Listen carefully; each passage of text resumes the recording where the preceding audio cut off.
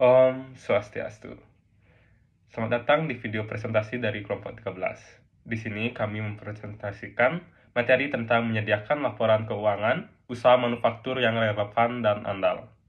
Sebelum kami mulai presentasi, izinkan saya memperkenalkan diri. Perkenalkan, nama saya Dr. Dinata, nomor 7, dan rekan saya. Perkenalkan, nama saya Niputu Apriliani, absen 17. Baik, untuk materi yang pertama yaitu jurnal penutup.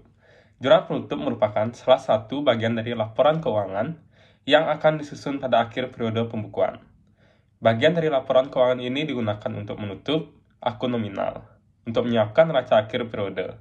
Ada beberapa hal penting perlu dipahami dan diperhatikan saat menyusun jurnal penutup. Hal ini termasuk bagaimana cara menyusunnya. Materi selanjutnya adalah tujuan dan fungsi pembuatan jurnal penutup. Tujuan utama dari pembuatan jurnal penutup adalah untuk menutup semua akun yang berada pada perkiraan sementara, sehingga saldonya menjadi nol.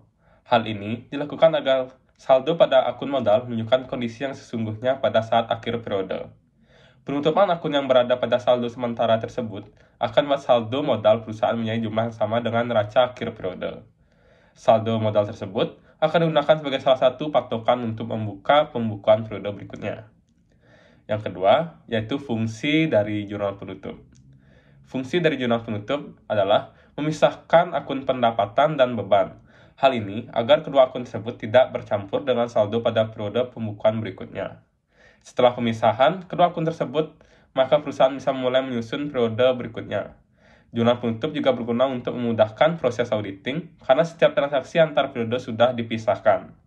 Pihak auditor perusahaan akan dengan mudah transaksi yang berada dalam beberapa periode akuntansi sekaligus. Selanjutnya, saya akan jelaskan tentang contoh penyusunan jurnal penutup.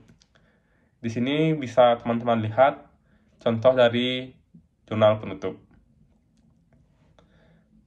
Materi selanjutnya yaitu neraca saldo setelah penutup. Neraca saldo setelah penutup adalah neraca saldo yang disusun setelah akun nominal atau akun sementara ditutup atau dinolkan saldonya dengan cara membuat jurnal penutup. Neraca saldo setelah penutupan berisi akun-akun real saja, harta, uang, dan modal, yang berguna untuk memeriksa keseimbangan jumlah saldo, debit dengan kredit, akun-akun buku besar setelah dilakukan penutupan. Neraca saldo setelah penutupan ini diperlukan sebagai proses akuntansi periode tertentu. Isi neraca saldo setelah penutupan adalah akun real, yaitu akun saldonya terbawa dari periode ke periode akuntansi berikutnya. Akun nominal tidak dimasukkan ke dalam neraca saldo setelah penutupan. Akun tersebut tidak dicatat karena sebelumnya saldonya telah dinolkan dengan bantuan jurnal penutup yang telah dikerjakan. Setelah itu, tujuan neraca penutupan. Neraca saldo setelah penutupan disusun dengan tujuan untuk mengetahui kebenaran jumlah saldo serta keseimbangan debit ataupun kredit setelah penutupan jurnal. Perusahaan ini sangat bermanfaat untuk membandingkan data dari neraca, saldo penutupan, dan neraca lajur, serta mengetahui keuangan perusahaan.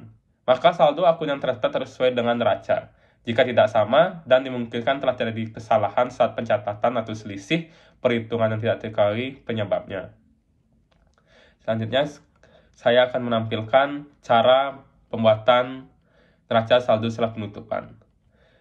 Berikut ada 5 langkah cara pembuatan neraca saldo setelah penutupan. Di antaranya, yang pertama adalah menyiapkan akun nominal, seperti pendapatan eksternal maupun internal perusahaan dan pengeluaran dari operasional serta non-operasional. Yang kedua, membuat jurnal penutup dengan pengeluaran yang sebelumnya debit, kemudian dikreditkan, dan itu pula pada pemasukan. Selanjutnya, menjembatkan untuk memperoleh akun nominal menjadi nol dan hanya tersisa akun real seperti hutang, modal, serta aset. Dan yang keempat, setelah itu kita dapat membuat tabel seperti jurnal penutup dan masukkan data yang sesuai dengan catatan pada buku besar. Dan yang terakhir, lakukan perhitungan secara teliti sampai memperoleh total saldo debit dan kredit yang sama.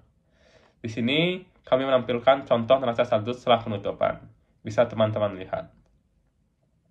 Selanjutnya, presentasi ini akan dilanjutkan oleh rekan saya. Selanjutnya, kita akan membahas mengenai jurnal pembalik, di mana jurnal pembalik atau reserve entry merupakan jurnal yang digunakan untuk membalikan jurnal penyesuaian, serta membentuk akun neraca, dengan tujuan utamanya mencegah timbulnya akun ganda. Sementara itu, pembuatan jurnal yang satu ini biasanya dilakukan pada awal periode baru supaya muncul analisis nyata yang up to date. Dengan kata lain, Receive Entry berfungsi untuk membalik jurnal penyesuaian yang telah dibuat pada periode sebelumnya.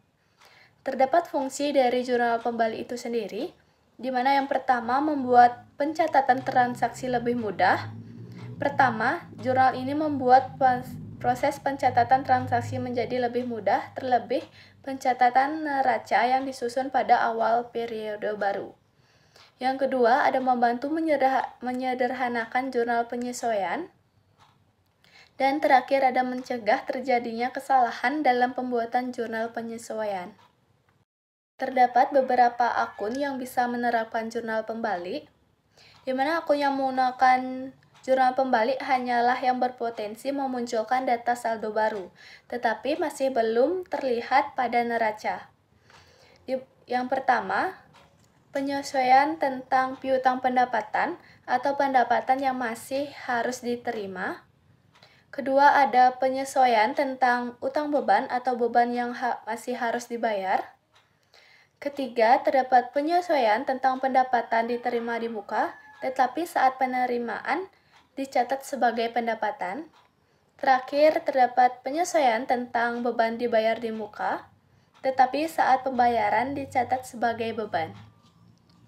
Berikut merupakan contoh penyusunan jurnal pembalik. Pada jurnal penyesuaian, di debit, sewa dibayar di muka sebesar 5.500.000, beban sewa di kredit sebesar 5.500.000. Pada jurnal pembaliknya, beban sewa di debit sebesar 5.500.000 dan sewa dibayar di muka di kredit sebesar 5.500.000. Jurnal penyesuaian, beban gaji karyawan di debit sebesar 5 juta, beban gaji magang di debit sebesar 3 juta, utang gaji di kredit sebesar 8 juta, di mana hasilnya merupakan penjumlahan dari beban gaji karyawan dan beban gaji magang. Jurnal pembaliknya, utang gaji di debit sebesar 8 juta, beban gaji karyawan di kredit sebesar 5 juta, dan beban gaji magang di kredit sebesar 3 juta. Berdasarkan materi yang sudah dijelaskan, dapat disimpulkan bahwa jurnal penutup merupakan proses akhir dari siklus akuntansi yang bertujuan untuk menutup sementara akun pendapatan, beban, ikhtisar laba rugi, dan prive.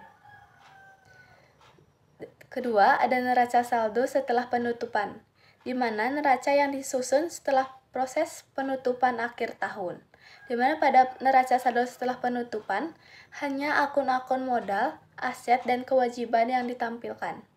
Akun-akun pendapatan, biaya, dan dividen telah ditutup dan tidak ditampilkan dalam neraca saldo setelah penutupan.